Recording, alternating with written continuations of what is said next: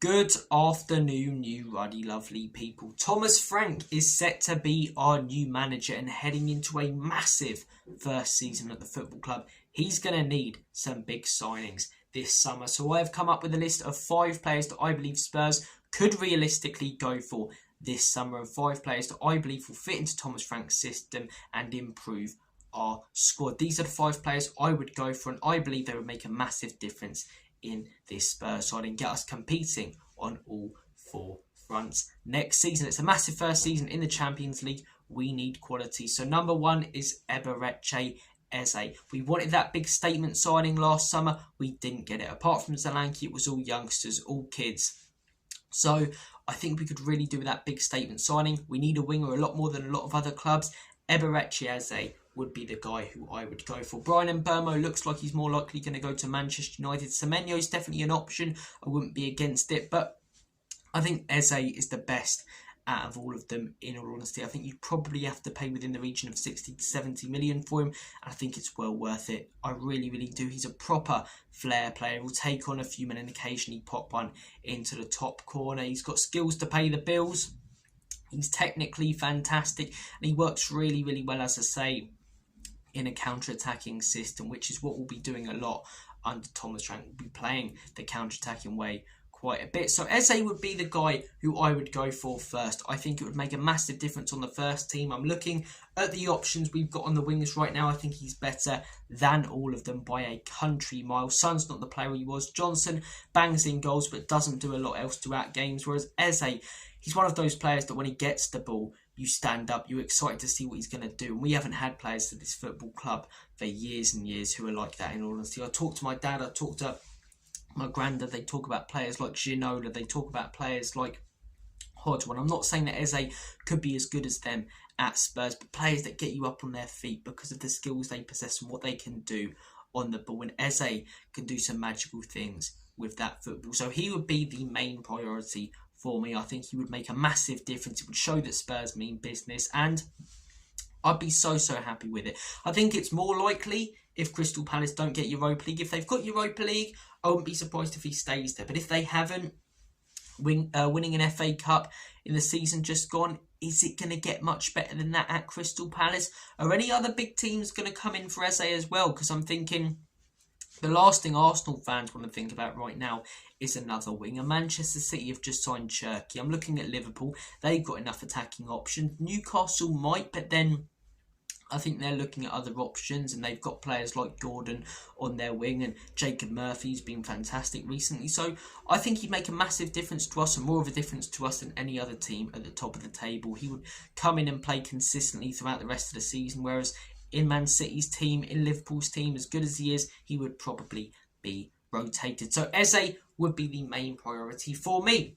I think we need a winger badly. I'll tell you what else I think we need badly. A striker. Someone to come in if Richarlison does go and be a backup to Solanke. Maybe even rotate with Solanke or potentially take his place. And I think there's a deal that's on your plate right now if you want it. And that's Jonathan David. He's a free agent. As I say, look, I get that you'd have to pay him quite a lot in wages, and overall the deal will probably come to around 30 million when you look at wages, add-on fees, image rights. But I think 30 million for a striker who can come in and make a big difference in your team, I'd take it all day long. We've really been missing someone if we're 1-0 down in a game the last few years who can come off the bench and make an impact, and Jonathan David could do that. And if Jonathan David's starting, you've then got Solanke who can come off the bench and make an impact. They're two very different strikers, and when you've got a manager like Thomas Frank who always plays very different systems and styles of football, it's very useful to have two very different players because you can use them in different formations. Okay, we're going to counter-attack a side. We need that target forward up there. Dominic Solanke. Okay, we're going to play more possession-based here. We need that quick player up top, always watching them runs. Jonathan David. So I think it'd just be a great option to have to rotate with Solanke. And as I say, with all the different ways that Thomas Frank plays, I think having two very different strikers could really work. I also think we need a centre-back. Look, I expect Romero to go this summer. There's a chance that he doesn't. And I'm thinking in a lower block, we can start looking now at players, as I say, who are a bit more muscular, maybe not as quick, which is what we needed under Ange Postecoglou. Under Ange, we'll be looking at players like Bombito, St Just from Sporting, because they're quick, they're pacey. You don't just have to look at that now. And I think Gatti from Juventus would be a great signing. I reckon you could get him for 20 to 25 million, maybe even a little bit less. He's played consistent games there, and he looks a proper beast of a centre-back. I mean, he really, really does. Proper out-muscles people, and I think to have a player like that in a physical league like the Prem, you want them. Look, Romero's a wind-up merchant, but is he really a player who is physical on the pitch? Does he have a presence, really? I'm not sure that he does. He's aggressive, but I think sometimes you need that player who has a presence. Like a Wanyama, when we used to have Wanyama in that number 6/number 8 role next to Dembele, when they play in the double pivot under Pochettino, and he just have that presence about him. That aura, as the kids now around my age call it, but he just have that aura of a beast of a player. He'd have that intimidating presence, and I think Gatti could bring that to us. He's got a good record, he's a very solid centre-back, and I think in a back three it could really, really work. Have Mickey being the ball-playing defender, and have someone like a Gatti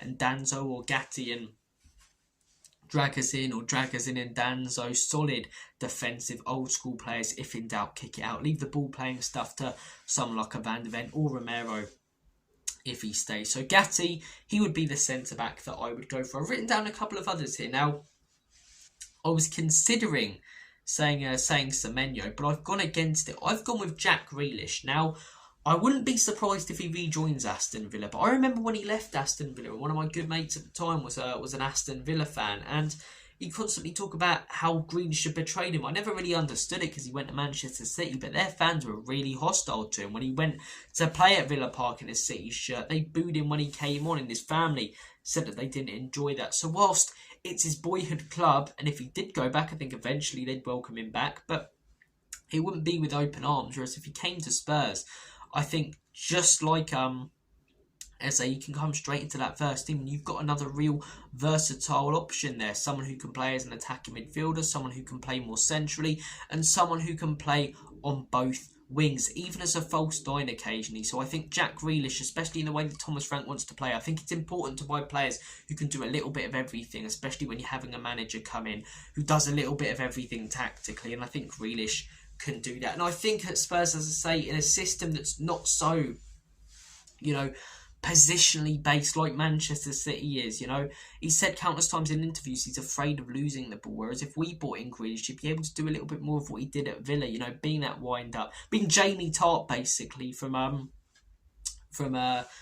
AFC Richmond in Ted Lasso. That's the type of player we want Jack Grealish to be. That's the type of player he was at Aston Villa, and that's the type of player he could be at Spurs. A wind-up merchant, but someone technical when they get the ball, always going to try and find that special pass. Him, Maddison, Eze, all three of them being able to rotate them, using them as creative options. You've got a lot of threat then going forward in the Premier League and in the Champions League and in the Domestic Cup. So Jack Grealish would be my option.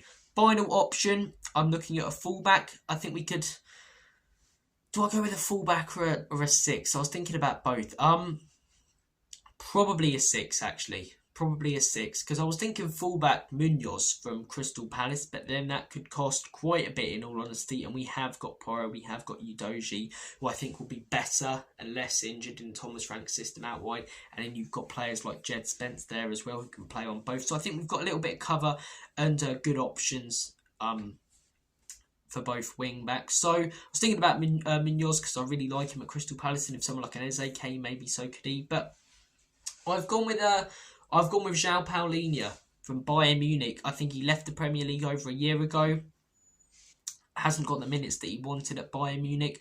I would take him at Spurs all day long. His price tag's probably gone a little bit down, so I reckon you could get him for around 30 million. And he's shown that he can do it in the Premier League. Just like I was saying about Wanyama, and just like I was saying that Gatti would sort of bring. He has that presence. He's a proper number 6 beast of a player who uses his physicality. Is he quick? No, which is why in an Ange Postecoglou system, you wouldn't really want it. But under Thomas Frank, who gets the best out of what he's got and plays with the cards that he's dealt, I think he could really, really work. He was brilliant at Fulham. I really wanted him when he was there. He was about 60 million, and I don't think he's done anything bad at Bayern. He just hasn't got the minutes that he necessarily wanted to. So I'd take him, and I don't see why he wouldn't be the same player that he was when he left Fulham. He's also got experience, like a lot of these players, in all honesty. Obviously, a couple of them are young, but Eze's got a bit of experience. Grealish has won Premier Leagues, Champions Leagues, you know.